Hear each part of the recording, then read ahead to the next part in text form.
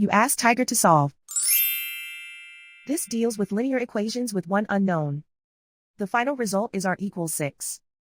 Let's solve it step by step. Simplify the expression. Expand the parentheses. Simplify the arithmetic. Group all r terms on the left side of the equation. Add 7r to both sides. Group like terms. Simplify the arithmetic.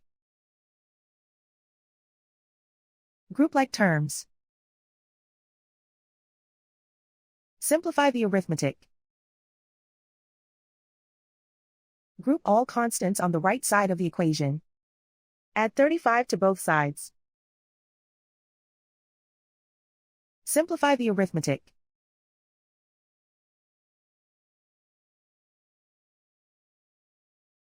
Isolate the r. Divide both sides by 2.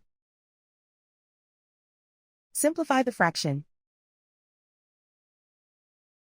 Find the greatest common factor of the numerator and denominator. Factor out and cancel the greatest common factor. And so the final result is r equals 6.